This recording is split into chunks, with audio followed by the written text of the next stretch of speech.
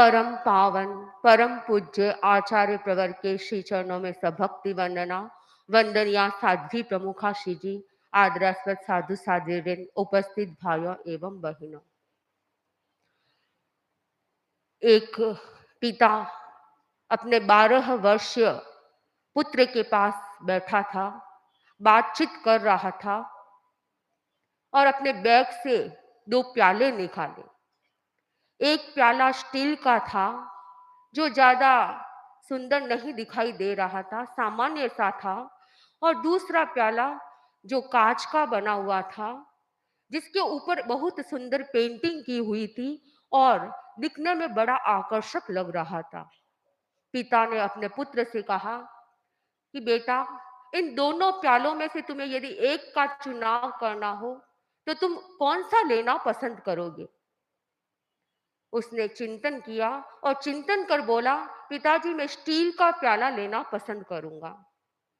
पिता को आश्चर्य हुआ, कांच का प्याला इतना सुंदर, आकर्षक, और ये स्टील का जो सामान्य सा प्याला, इसे लेना क्यों पसंद कर रहा है?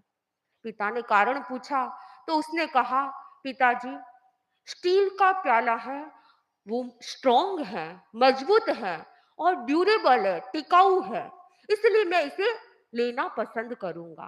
वास्तव में जो स्ट्रॉन्ग होता है वही मुसीबतों का सामना कर सकता है, वही अपना अस्तित्व बनाए रख सकता है। स्ट्रॉन्ग बनना है, मजबूत बनना है, तो मजबूत बनने के लिए क्या किया जाए? परिस्थितियों के सामने लोहा कौन ले सकता है? परिस्थितियों का सामना कौन व्यक्ति कर सकता है? जो व्यक्ति सहन करने की ताकत रखता है वही परिस्थितियों का सामना कर सकता है। जो व्यक्ति सहिष्णु होता है वही व्यक्ति परिस्थितियों का सामना कर सकता है। सहिष्णुता एक बहुत बड़ी शक्ति है। कहा जाता है कि जिस व्यक्ति के जीवन में सहिष्णुता का गुण आ जाता है तो उसके साथ गुणों का परिवार आ जाता है, अनेक गुण उसके जीवन में आ जाते हैं। वह क्षमा करना सीख जाता है, मैत्री का गुण उसमें आ जाता है, धैर्य, समता, सामंजस्य आदि अनेक गुण उसके जीवन में आ सकते हैं। भगवान महावीर ने महत्वपूर्ण बात कही, जो सही स पूज्यो, जो सहन करता है वह पूज्य होता है। और 10वें आलियम में कहा गया है कि जो व्यक्ति मुनि के समान होता है, पृथ्वी के समान होता है, वह वास्तव में मुनि को कैसा होना चाहिए, इसमें प्रशिक्षण दिया गया है। पूर्वी समो मुनि हविज्ञा, पृथ्वी के समान मुनि को सर्वम सहो होना चाहिए।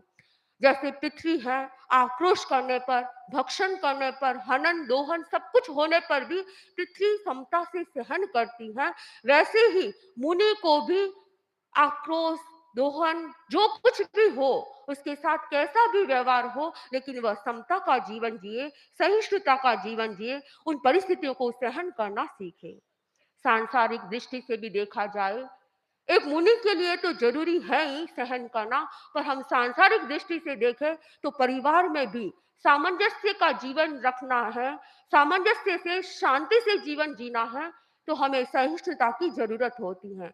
जहाँ सहिष्णुता की कमी होती है वहाँ एडजस्टमेंट में दिक्कत आती है, परिवार में विघटन शुरू हो जाता है, एकता नहीं रह पाती है, अखंडता नहीं रह पाती है। इसलिए हमें यह ध्यान रखना है कि परिवार में भी हर सदस्य में सहिष्णुता का विकास होना आवश्यक होता है। जापान के एक सम्राट यामातु, एक बार वे अपने वृद्ध मंत्री के घर गए, यह देखने के लिए गए कि वृद्ध मंत्री के घर में 1000 व्यक्ति एक साथ सामंजस्य के साथ, एकता के साथ कैसे रहते हैं। जैसे ही वे घर में गए, उन्होंने देखा आपसी उनका जो सौहार्द का वातावरण, अखंडता, एकता देखकर वे आश्चर्यचकित हो गए और सबके चेहरे पर प्रसन्नता का वातावरण। इतना प्रसन्न चेहरा देखा तो वे दंग रह गए कि 1000 व्यक्ति एक परिवार में रहते हुए भी इतने सामंजस्य के साथ कैसे रह जाते हैं। वृद्ध मंत्री से पूछा तो वृद्ध मंत्री ने एक बड़ा कागज लिया और उस पर कुछ लिखकर राजा को समर्पित किया। राजा ने जैसे ही देखा उसमें क्या लिखा हुआ था, एक ही शब्द लिखा हुआ था, सहिष्णुता, सहिष्णुता, सहिष्णुता। इस प्रकार 100 बार सहिष्णुता शब्द लिखा हुआ था और मंत्री ने कहा, राजन, मेरे परिवार की शांति का, अखंडता का कारण यह एक शब्द है। मात्र एक शब्द पूरे शरीर परिवार में शांति स्थापित कर सकता है। जब व्यक्ति के जीवन में सहिष्णुता आती है, तभी ऐसा संभव हो सकता है।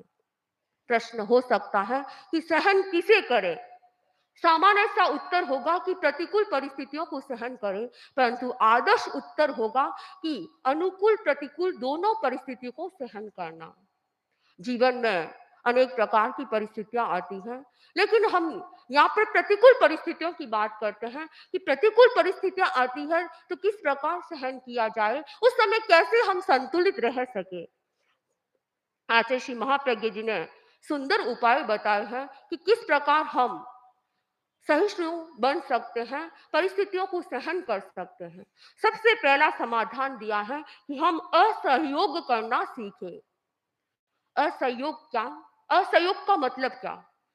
जैसे किसी व्यक्ति ने गाली दी, तो गाली के बदले में गाली देने का मतलब हो गया कि हम उसका सहयोग कर रहे हैं। यदि गाली के बदले में व्यक्ति गाली नहीं देता है, उस समय समता रखता है, तो इसका मतलब वह उसका असहयोग कर रहा है।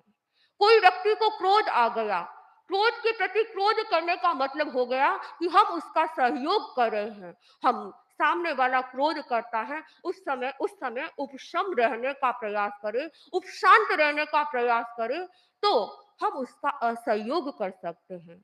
परम पूज्य आचार्य प्रभु फरमाते हैं कि ईंट का जवाब पत्थर से नहीं देना है, ईंट का जवाब हमें फूलों से देने का प्रयास करना है। यानी सिद्धांत हमें नहीं अपनाना है, तो हम प्रतिकूल परिस्थितियां भी उसका असहयोग कर सकते हैं, और असहयोग करना सीख गए तो हम अपने जीवन में विजय को प्राप्त कर सकते हैं, सामंजस्य के साथ जी सकते हैं।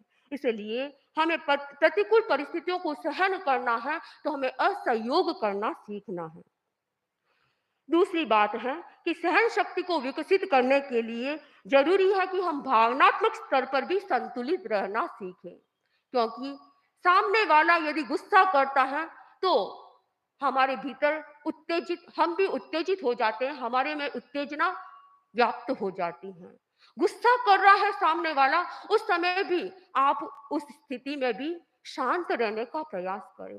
प्रतिकूल परिस्थिति है सामने, फिर भी उस समय शांत रहना बहुत बड़ी बात होती है। लेकिन कभी कभी क्या होता है, व्यक्ति प्रतिकूल परिस्थितियों को सहन तो कर लेता है, लेकिन भीतर से कुंठित हो जाता है। वह तनावग्रस्त बन जाता है, दुखी बन जाता है कि मैं रोज सहन करती रहूंगी, कब तक सहन करूं? मेरे साथ मेरी सासू हमेशा ऐसा ही व्यवहार करती है, मैं कब तक सहन करूं? ये चिंतन आ सकता है, लेकिन उस समय यह सोचे कि वह कैसा भी व्यवहार करे, लेकिन मैं अपने स्वभाव को नहीं बदलूं, मुझे शांत रहने का प्रयास करना है। आखिर कब तक सामने वाला व्यक्ति बोलेगा? कभी न कभी तो वो शांत होगा। तो हमें समय ये ध्यान देना है कि हम भीतर से संतुलित रहना सीखे। बाहर से अनेक घटनाएं हमें प्रभावित कर सकती हैं, उस समय हमें संतुलित रहना चाहिए।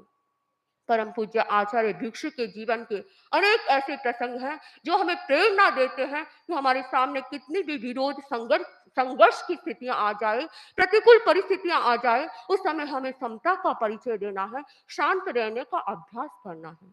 एक बार उदयपुर की घटना है। एक अन्य संप्रदाय के मुनि जी परम पूज्य आचार्य भिक्षु के पास आए और वे बोले कि मैं आपके साथ तत्व चर्चा करना चाहता हूँ। परम पूज्य स्वामी जी ने देख लिया, व्यक्ति के चेहरे से भांप लिया कि यह चर्चा करना चाहता है, लेकिन चर्चा करने में फायदा नहीं है, लाभ नहीं है। इनकार कर दिया कि मुझे चर्चा नहीं करनी है, परंतु बहुत आग्रह करने पर स्वामी जी ने उनके साथ चर्चा करना प्रारंभ किया। स्वामी जी ने उनसे पहला प्रश्न किया कि आप संगी हैं या असंगी? उन्होंने क्या कहा? मैं संगी हूँ। संगी और असंगी यानी जिसके मन होता है वह संगी और जिसके मन नहीं होता है वह असंगी। स्वामी जी ने प्रश्न किया, तुम संगी हो या असंगी? उन्होंने कहा मैं संगी हूँ। तो स्वामी जी ने दूसरा प्रश्न किया कि किस न्याय से तुम संगी हो? उन्होंने कहा नहीं नहीं, मैं असंगी हूँ। स्वामी जी ने फिर पूछ लिया, असंगी किस न्याय से तुम हो? तो उन्होंने कहा, नहीं, मैं संगी और असंगी दोनों ही नहीं हूँ। फिर स्वामी जी ने पूछ लिया कि संगी और असंगी किस न्याय से? तो उन्होंने कहा, नहीं, मैं संगी भी हूँ और असंगी भी हूँ। इस प्रकार बार-बार जब किस न्याय से उत्तर प्रश्न पूछने पर उन्हें सामने वाले मुनि जी उत्तेजित हो गए और उन्होंने स्वामी जी के छाती में मुक्का मारकर वहां से चले गए। ऐसी स्थिति में सामने वाले को गुस्सा आ सकता है, परंतु स्वामी जी उस परिस्थिति में भी शांत रहे, संभाव से उस घटना को सहन किया। तो इस प्रकार परिस्थितियां हमारे सामने आ सकती हैं, बाहरी निमित्त हमें मिल सकते हैं, गुस्सा करने के भी निमित्त मिल सकते हैं, लेकिन उस समय हमें शांत रहने का प्रयास करना है। किसी विचारक ने बहुत सुंदर कहा है, tolerance is not to express the pain, tolerance is to convert pain into happiness. हमें सहन शक्ति को दुखी बनकर सहन नहीं करना है, यानी कोई भी परिस्थिति को दुखी बनकर सहन नहीं करना है, हैप्पीनेस के साथ उसे सहन करने का प्रयास करना है, भीतर से कुंठित नहीं होना है। तीसरी बात, सहन शक्ति सहन करने के लिए हमें क्या करना है? तो प्रतिकूल परिस्थितियों का प्रतिकार रचनात्मक तरीके से करने का अभ्यास करना चाहिए। सामने परिस्थिति आ गई, प्रतिकूल परिस्थिति है, लेकिन उसको भी इतना क्रिएटिव बना दे कि सामने वो परिस्थिति लगे ही नहीं कि हमारे सामने ऐसी कोई परिस्थिति आई है। उस परिस्थिति को परिस्थिति न माने, प्रतिकूल परिस्थिति न माने। एक प्रसंग है मदन मोहन मालवीय जी का। वे हिंदू विश्वविद्यालय बनाना चाहते थे और इसके लिए फंड तैयार करना था, फंड इकट्ठा करना था। वे घर घर कई जगह जाते और फंड इकट्ठा कर रहे थे। एक बार वे हैदराबाद के निजाम के पास पहुंचे। हैदराबाद के निजाम से उन्होंने स्थिति की जानकारी दी, योजना जो बनाई हुई थी उसकी जानकारी दी और फंड मांगने लगे। जैसे ये बात सुनी कि हिंदू विश्वविद्यालय बनाना है और इसके लिए मेरे पास फंड मांगने आए हैं, तो उन्हें आवेश आ गया और आवेश में आकर उन्होंने अपनी पैर की जुत्ती को निकाला और मालवीय जी के ऊपर फेंक दी। परिस्थिति प्रतिकूल थी, असंतुलित व्यक्ति हो सकता था, असहनीय स्थिति थी, परंतु मालवीय जी ने उस समय उसका प्रतिकार बड़े रचनात्मक तरीके से किया। उन्होंने क्या किया? उस जूती को उठाया और जूती लेकर वहां से चले गए। अब उन्होंने चिंतन किया, ये निजाम की जूती है, अगर मैं इसे नीलामी पर लगाऊंगा तो मुझे बहुत पैसा मिल सकता है। और बाजार में उन्होंने उस जूती को नीलामी पर लगा दिया। बोली लगाई गई और उसके भाव कीमत बढ़ने लगी। जब ये बात निजाम को पता चली तो निजाम ने अपने व्यक्तियों को भेजा और कहा कि किसी भी हालत में कितनी भी कीमत चुकानी पड़े, लेकिन वह जूती मुझे लाकर वापस दो। और वे उस जूती को लेने के लिए उनके व्यक्ति गए। अनेक बहुत अधिक मूल्य में वह जूती वापस लेकर आए। उन्हें तो विश्वविद्यालय के लिए कुछ फंड प्राप्त हो गया और विश्वविद्यालय को बनाने में उस फंड का उपयोग कर लिया। यानी परिस्थिति मालवीय जी के सामने भी प्रतिकूल थी, लेकिन उस प्रतिकूल परिस्थिति को उन्होंने किस प्रकार से रचनात्मक तरीका दे दिया। तो हमें भी परिस्थितियां सामने आने पर इस प्रकार का जवाब देना चाहिए, इस प्रकार की व्यवस्था, इस प्रकार का चिंतन करना चाहिए, ताकि वह परिस्थिति हमें प्रभावित न कर सके, हम शांति का जीवन जी सके। चौथी बात कही गई, सहिष्णुता को बढ़ाने के लिए अपेक्षित है कि हम भिन्नता को स्वीकार करना सीखें। हमें ये समझना होगा कि हर व्यक्ति की रुचि अलग-अलग होती है, हर व्यक्ति का इंटरेस्ट अलग है, उसका स्वभाव अलग है, उसकी प्रकृति अलग है, उसका दृष्टिकोण अलग है, हर व्यक्ति का कार्य करने का तरीका भी अलग-अलग होता है। हम ये चाहते हैं कि जो मुझे पसंद हो वही व्यक्ति सामने वाला करे, जैसा मैं चाहता हूँ वैसा ही व्यक्ति करे, ये संभव नहीं होता है। और जब ऐसा नहीं होता है तो हम उत्तेजित हो जाते हैं, उस प्रतिकूल परिस्थिति से प्रभावित हो जाते हैं। उस समय ये चिंतन करना चाहिए कि मेरा स्वभाव जैसा है हो, ऐसा जरूरी नहीं कि सामने वाला का स्वभाव वैसा ही हो। मुझे उसकी भिन्नता को समझना होगा कि सबका नेचर अलग-अलग होता है, सबका इंटरेस्ट अलग-अलग होता है। उसे समझकर चलने वाला व्यक्ति बहुत परिस्थितियों से बच सकता है। अपनी योग्यता, अपने ज्ञान का तरतमता हर व्यक्ति में अलग-अलग होती है। जो व्यक्ति इस बात को समझ लेता है, वह भी परिस्थितियों से प्रभावित नहीं होता है। सहिष्णु बनने के लिए ज़रूरी है कि हम सहिष्णुता के सम्यक स्वरूप को जानें और सामान्य तो अवधारणा ये है कि जो व्यक्ति सहन करता है वह कायरता है, लेकिन वास्तव में कहें तो अध्यात्म की भाषा में जो व्यक्ति सहन करता है वह अत्यधिक कर्मों की निर्जरा करता है और वह परम वीर व्यक्ति कहलाता है, शूरवीर व्यक्ति कहलाता है जो सहन करता है, प्रतिकूल अनुकूल परिस्थितियों में सम रहने का प्रयास करता है, संतुलित रहने का प्रयास करता है। परम पूज्य आचार्य प्रेर के जीवन से हमें प्रेरणा मिल सकती है कि इतने बड़े चतुर्विध धर्म संघ का संचालन करना आपके सामने कितने प्रकार की परिस्थितियां आती हैं और उन परिस्थितियों में किस प्रकार संतुलित रहकर शांत भाव से हर परिस्थिति का समाधान खोज लेते हैं। तो हम आचार्य प्रेर के जीवन से प्रेरणा लें और परम पूज्य आचार्य प्रेर फरमाया करते हैं कि शक्ति होने पर भी क्रोध न करना शक्ति है। मैं क्रोध कर सकती हूँ, सामने वाला यदि क्रोध करता है मैं भी क्रोध कर सकती हूँ, लेकिन परम पूज्य आचार्य प्रेर फरमाते हैं कि शक्ति होने पर भी क्रोध न करना वह परम वीरता है। जो व्यक्ति उस समय शांत रहता है वह परम वीर व्यक्ति कहलाता है। यदि हमें जीवन में सफलता को प्राप्त करना है तो सहिष्णु बनना होगा और जो सहिष्णु बनता है वह परम लक्ष्य की ओर अग्रसर हो सकता है, अपने जीवन को सार्थक सफल बना सकता है। इन्हीं भावों के साथ ओम अर्पण।